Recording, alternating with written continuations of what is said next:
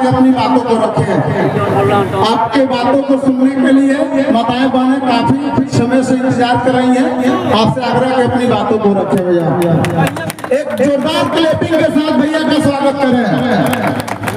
यहाँ के सेवा के लिए फल बा एगो क्लैपिंग ना कर पाम लोग, जोरदार स्वागत करी लो। आवाज नहीं थे, आवाज इतना आवे के चाहिए कि पूरा विधानसभा में गूंज जाए के चाहिए। एक बार जोरदार क्लैपिंग कर लो। बहुत बहुत धन्यवाद।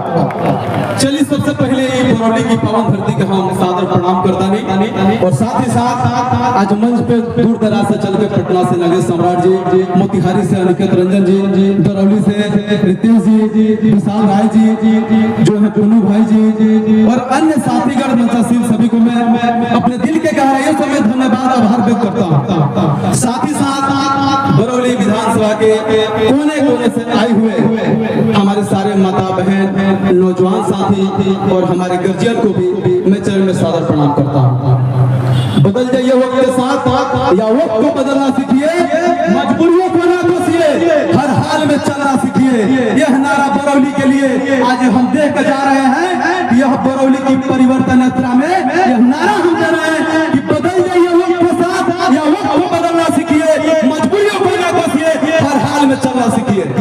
जो तानाशाही सरकार आज आजादी की बात जो बरौली में जिस प्रकार से मानसिक रूप से यहाँ के नौजवान साथियों को, हमारे गर्जियों को, हमारे बेटियों को, हमारी बहनों को जो शिक्षा की क्षेत्र से मार्ग उसको गुलाम बनाया गया, वक्त है बदल जाने के लिए। मुझे लगता है कि आज जो कोने कोने से जो हजारों की संख्या में जो हमारे माताएं बहन और युवा साथी जो पद यात्रा में जो शामिल हुए हैं, मुझे लगता है कि ना कहीं ना धूप देखे ना गर्मी देखे, लेकिन पूरी पसीना से जो आप लोग की कपड़े भीगे बिल्कुल बरौली की परिवर्तन किए। लेकिन बिल्कुल हम कहते हैं कि माँ का दूध का कर्ज एक लड़का नहीं उतार सकता, उसी तरह आज आप सबका ये समर्थन कि बिल्कुल हम कुछ भी कर ले नहीं उतर सकता है। लेकिन अभी मैं एक साधारण व्यक्ति हूँ, आपके बीच 24 घंटा मैं रहने के काम किया करता हूँ और 3 साल से जिस प्रकार से आपके बीच में हर दुख सुख में रहा हूँ, अब मैं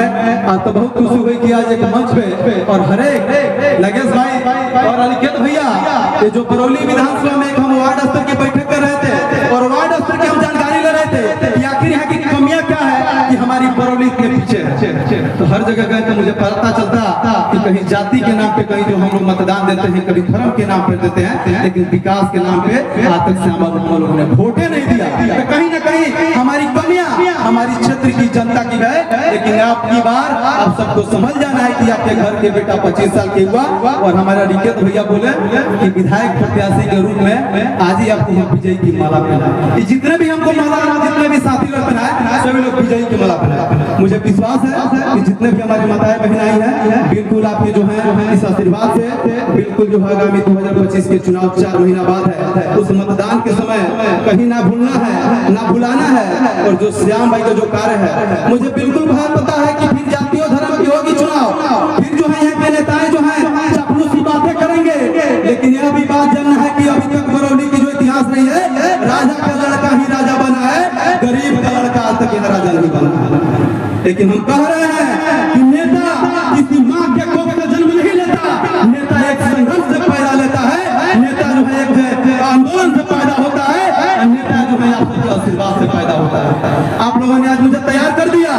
बिल्कुल जो बातें हैं बरौली के विकास के लिए, बरौली को विकसित बनाने के लिए और बरौली को शिक्षित बनाने के लिए मैं आज से इस पद यात्रा जो है हम लोगों ने शुरुआत किया परिवर्तन यात्रा, लेकिन 25 तारीख के बाद जितने भी हमारे माता बहन युवा साथी आए हैं आपके घर घर तक जाएंगे, आपके घर की पानी तक पियेंगे, आपके घर के अनाज तक आएंगे, ताकि मुझे पता चला कि बरौली में जब चुनाव जब हार या जीत की जब परिणाम जब हमारी अगर पक्ष में आए तो मुझे पता चला कि अभिषेक जी के घर जाना है, तो कहा नवल किशोर जी के घर जाना है, तो कहा यहाँ पे जो है कि और अभिषेक जी के दरवाजा पे जाना है, तो मुझे संकोच ना हो। लेकिन यहाँ के कुछ नेताजी लोग हैं तो जब रास्ता में चलते हैं उनको रास्ता भी भटक जाते हैं कि कौन सी टोला में मुझे जाना है। तो मुझे विश्वास है। लेकिन एक बात और मैं कहना चाहता हूँ कि अगर मैं इस बरौली की पावन धरती से अगर मुझे आप लोग विजयी बनाकर भेजते हैं तो जितने भी सारे अधूरे काम हैं सारे चीज पूरे होंगे।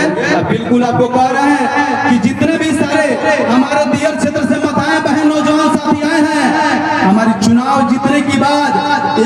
के बाद आपके क्षेत्र में बाढ़ नहीं आ सकती। ये मेरी दावा है, ये मेरी दावा है। आप सबके बीच में जो है इस बात को घोषणा करता हूँ कि हर बार जो है 500 करोड़ 700 करोड़ 1000 करोड़ की बजटें आती है, बाढ़ में दही जाती है। लेकिन मैं कहता हूँ कि जब सत्ता जब आप लोग जिता कर जब सदन में जब भेजने का काम करेंगे तो जो मेन बांध है एक छरकी बांध भी बांध कर और आप लोग फिर कभी बाढ़ के आप सामना नहीं करेंगे। दूसरी बात, बरौली में सबसे पहली हमारी प्रयास है कि डिग्री कॉलेज को लाया जाए, कि हमारे यहाँ के नौजवान साथी जो पढ़ाई के क्षेत्र में जो गुलाम हुए हैं उनसे आजादी के लिए पहले डिग्री कॉलेज लाया जाए, उसके बाद यूनिवर्सिटी भी आएगी।